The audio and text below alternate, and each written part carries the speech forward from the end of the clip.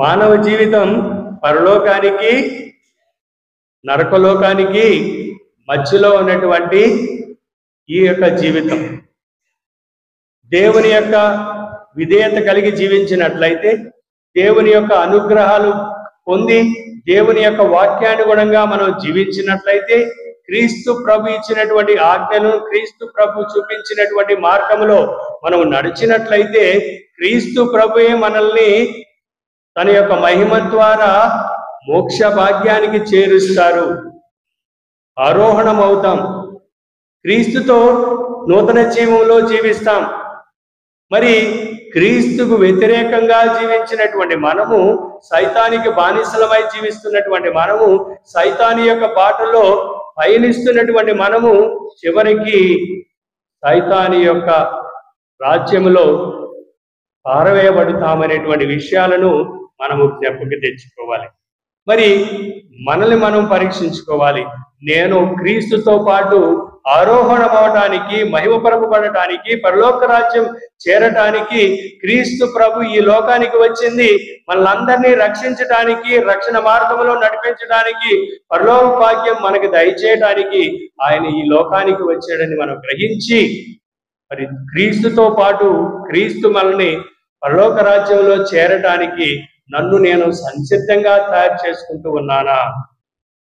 లేకపోతే ఎన్ని ప్రసంగాలు విన్నా, ఎన్ని బోధనలు విన్నా, ఎన్ని ప్రార్థనలు చేసినా, ఎంత విశ్వాసంలో మనం గడిపినా చివరికి సైతాన్ యొక్క శోధనలో, సైతాన్ యొక్క ప్రలోభాల్లో ఇంకా చిక్కుకుని మనం జీవిస్తే చివరికి మనకి పడేటువంటి గతి ఏమిటి? ఎక్కడికి పోతాం మనము? అవరోహణం అంటే పాతాళ లోకానికి వెళ్ళిపోతామనేటువంటి విషయాలను మనం గ్రహించాలి. Praise the lord, praise the lord. అయితే ప్రియమైనటువంటి సహోదరులారా, ఇది చాలా సంతోషకరమైనటువంటి మహోన్నతమైనటువంటి పండుగ. ఎందుకని సంతోషకరమైనటువంటి పండుగ, ఎందుకని శుభకరమైనటువంటి పండుగ అంటే, తల్లైన స్త్రీ సభ ఒక శరీరానికి సంబంధించినటువంటి స్త్రీ సభ. మన శిరస్సు ఎవరు? మన తల ఎవరు? స్త్రీ సభకు తల ఎవరు? నేను ప్రవేశ వచనాల్లో చదివాను, మరొకసారి చదువుతాను చూడండి. మీరు సరిగా వినలేదు. ఈ యొక్క వచనములో, ప్రవేశ వచనములో, సర్వశక్తి గల సర్వేశ్వర పవిత్ర సుఖశాంతులతో మమ్ము ఆనందపరప చేయుము, భక్తివంతమైన కృతజ్ఞతతో మమ్ము సంతోషపెట్టుము. ఏలైనా నీ కుమారుడైన క్రీస్తు మోక్షారోహణమై మా ఆరోహణము మాకంటే ముందు మా శిరస్సు మహిమలో ప్రవేశించిన తావునకు అతని శరీరమైన మేము కూడా నమ్మకముతో చేరునట్లు అనుగ్రహింపుము. Praise the Lord. ఎవరు మనకన్నా ముందు పరలోకములో చేరింది? క్రీస్తు ప్రభు. క్రీస్తు ప్రభు ఎవరు? శిరస్సు. ఈ శరీరము, ఈ బాడీలో అన్ని భాగాలు ముఖ్యమే. మనము తల్లైన స్త్రీ సభలో అనేకమైనటువంటి భాగాలు. ఈ తల్లైన స్త్రీ సభకు మూల కారణము, మూల పునాది శిరస్సు అయినటువంటి క్రీస్తు ప్రభు పరలోకాల్లోని తండ్రి పిదకుడి ప్రక్కన కూర్చి ఉన్నారు. అందుకనే మన విశ్వాసంలో కూడా మనము ప్రకటిస్తాం, పిదకుడి ప్రక్కన కూర్చుని ఉన్నారు, అక్కడి నుండి జీవించే వారకును చనిపోయిన వారకును తీర్పు చేయుటకు వచ్చును అనేటువంటి విశ్వాసాన్ని మనము విశ్వాసంలో ప్రకటిస్తున్నాం. క్రీస్తు ప్రభు శిరస్సు అయినటువంటి ప్రభు పరలోక భాగ్యములో చేరి మన అందరి కోసం ఆయన ఎదురు చూస్తూ ఉన్నాడు. ఆయన యొక్క ఉద్దేశము, ఆయన యొక్క ఆశ, ఆయన యొక్క కోరిక ఏమిటంటే, శరీర భాగాలైనటువంటి మనమందరము కూడా శిరస్సుతో పాటు ఒకనాడు ఐక్యం అవ్వాలనేటువంటిదే ఆయన తపన. ఈ లోకంలో ప్రభు వచ్చినటువంటి తండ్రి చిత్తమని మనం గ్రహించాలి. Praise the lord, praise the lord. అందు ద్వారా ఇది సంతోషకరమైనటువంటి పండుగ, శుభకార్యమైనటువంటి పండుగ. రెండవది ప్రియమైనటువంటి సహోదరి సహోదరులారా, క్రీస్తు ప్రభువు పునరుత్థానమైన తరువాత 40 రోజులు ఎందుకని ఈ లోకంలో భూలోకంలో సంచరిస్తూ ఉన్నాడు? ఆయన మరణాన్ని జయించిన తరువాత, ఆయన పునరుత్థానుడైన తరువాత సరాసరి తండ్రి కుడి ప్రక్కన కూర్చోడానికి ఎందుకు వెళ్ళలేదు? 40 రోజులు ఎందుకని ఈ యొక్క ప్రపంచంలో శిష్యుల మధ్య ఆయన ఎందుకు గడిపాడంటే మనకు అందరికీ తెలుసు. శిష్యులందరూ ఎటువంటి వారు? శిష్యులు ఎటువంటి వారు? నమ్మక ద్రోహం చేసేటువంటి వారు, బలహీనులు, విశ్వాసం అంతా బలపడేటువంటి విధంగా లేదు. ఒకరైతే ఆయన నాకెవరో తెలియదని బొంకినటువంటి వాడు, ఒకరైతే ఆయన ప్రక్కటెముకలో నా వ్రేలు పెడితేనే తప్ప నేను ఆయన నమ్మనని పలికినటువంటి వాడు, గృహద్రోగి అయినటువంటి యూదా ఇస్కరియోతు ఒక ముద్దుతో రోమీయులకు ధర్మశాస్త్ర బోధకులకు అప్పగించినటువంటి వాడు. ఆయన రోమ సామ్రాజ్యంలో సైనికులతో పట్టుబడినప్పుడు ఒక్కరు లేరు ఆయన దగ్గర. పుట్టకొకడు చెట్టుకొకడు పరాపరి చెల్లాచెదురైపోయారు. మరి చూడండి, మరి అటువంటి వారిని బలపరచటానికి, వారికి తెలియపరచటానికి నేను సజీవుడైనటువంటి దేవుడను,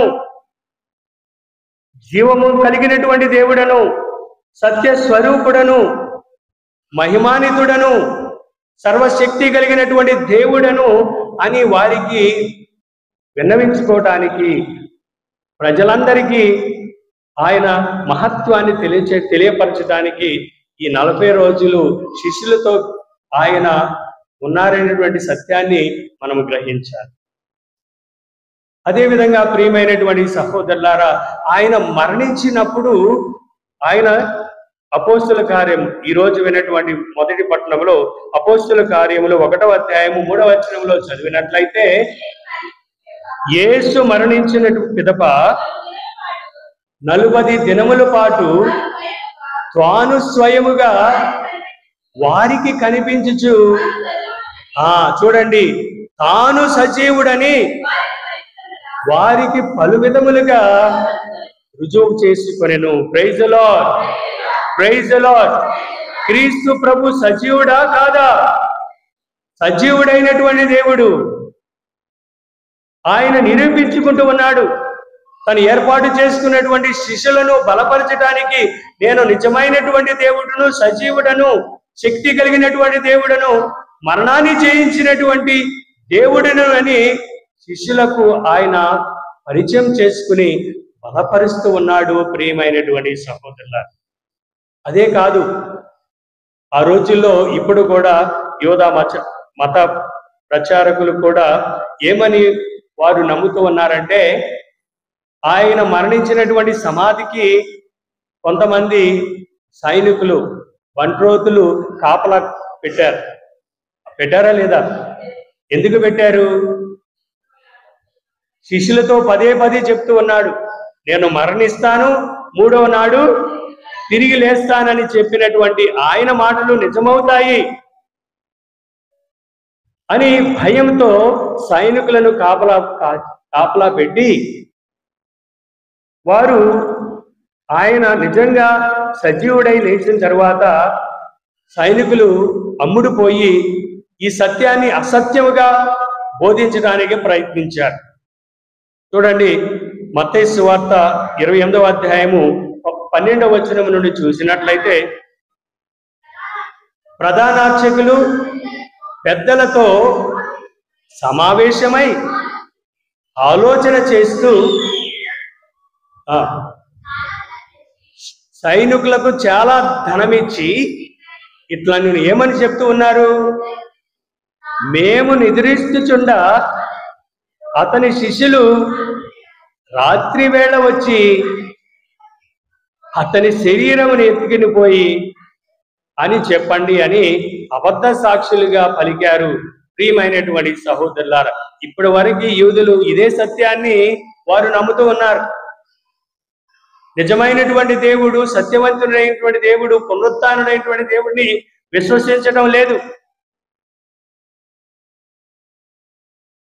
ప్రియమైనటువంటి సహోదరి సహోదరులారా, ఈరోజు ప్రభు 40 రోజులు ఎందుకు ఉన్నాడంటే ఈ సత్యాన్ని బహిర్గతం చేయటానికి, ఆయన సజీవుడని, సత్యవంతుడైనటువంటి దేవుడని ప్రకటించడానికి ఆయన ఈరోజు ప్రత్యేకంగా శిష్యులకు బలపరుస్తూ ఉన్నాడు.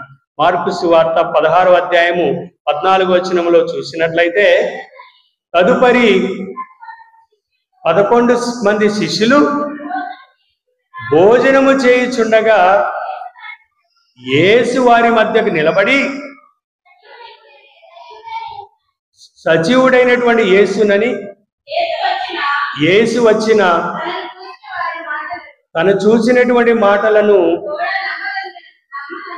వారు ఈ విషయాన్ని నమ్మనందున వారి అవిశ్వాసమునకు, వారి హృదయ కాఠిన్యమునకు వారిని గద్దించి, చాలు.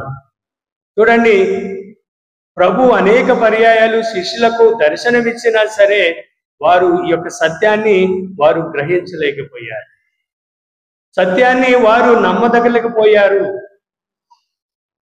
అందుకనే పునీత పౌలుడు కొరింథీయులకు రాసిన మొదటి లేఖలో ఆయన చెప్తూ ఉన్నాడు, 15వ అధ్యాయము 4వ వచనం నుండి. పునీత పౌలుడు కొరింథీయులకు రాసిన మొదటి లేఖ 15వ అధ్యాయం 4వ వచనం. పరిశుద్ధ గ్రంథమున వ్రాయబడినట్లు ఆయన సమాధి చేయబడి 3వ దినమున సజీవుడిగా లేవనెత్తబడి ఆయన పేతురునకు